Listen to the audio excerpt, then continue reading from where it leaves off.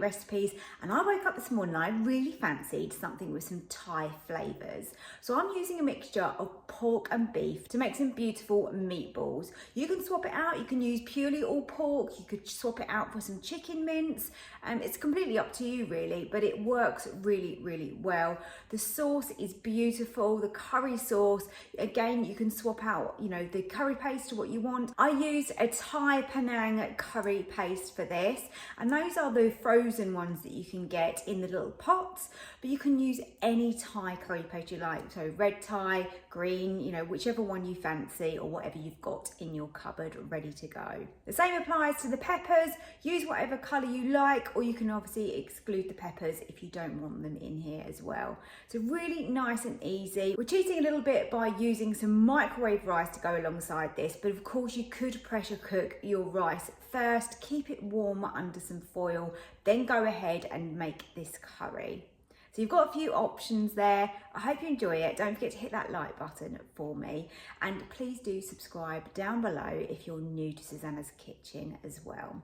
And if you'd like any of my written recipes, including this one, they're all printable and they're available on my website, which is www.susannahskitchen.uk. You can also purchase my cookbooks over there as well. Plus there's lots of Ninja Foodi information, so definitely worth a visit. So let's get started. Let's go make the meatballs to begin with. So we're making pork and beef meatballs, and these are going to be in a Thai style because we're making a beautiful creamy Thai curry that these will cook in. So I've got in here beef mince and pork mince.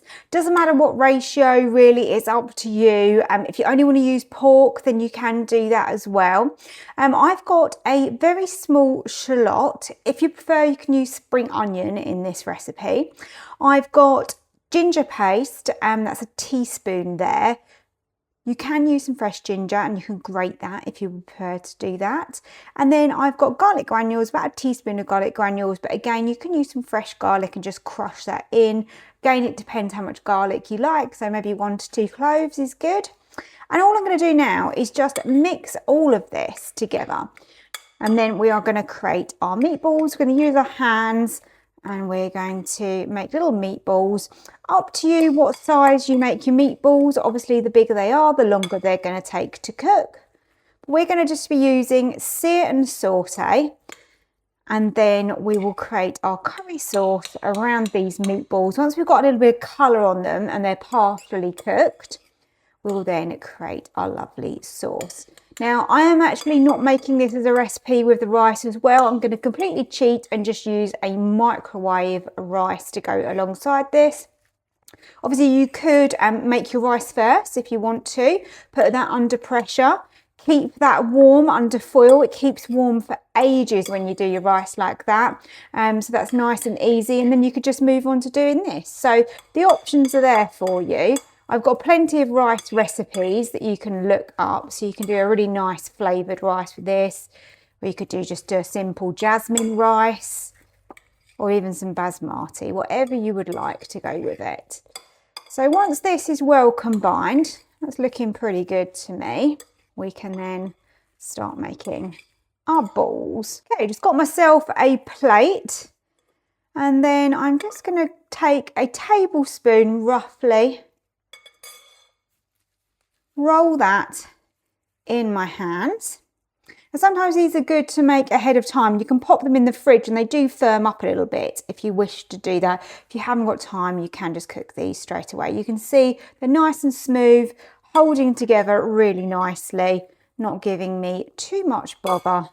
Nice and simple this is. Really fancied, when I got up this morning, I thought, what do I want for dinner tonight? And I was like, I really fancy some Thai flavours. So I am super looking forward to this. Not sure why I fancied that so much. We have been away on holiday recently in Marrakesh, and I think as much as the food is lovely, I got a little bit bored of having a tagine all the time. Obviously there were other things, but yeah, wanted to get back to some nice Thai style food. Just going to break up a little bit of that shallot there that's all stuck together a little bit. Okay, I'm not sure how many we're gonna make if they're this size. Obviously, if you want to then make them a bit smaller, you'd have more little meatballs throughout. So down to you on that. So there you go, meatballs ready. So I've got 14 there. It doesn't matter how many you make. You can make it a nice even round number for the amount of people you're serving if you wish to. But they look like a good size for me.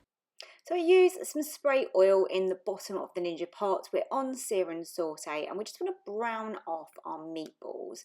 I think the easiest way is to actually now remove these, allowing us a little bit more space in the pot to actually create our sauce, and then we can add those back in. So they're not fully cooked at this stage, so we're just going to remove those and set them aside. Don't worry about the pot, we will be able to deglaze that. So I'm adding in my peppers. I've got half an orange, half a green, doesn't matter what colour you use. These are ones that I just already had in my fridge. We just want to start to soften those down a little bit.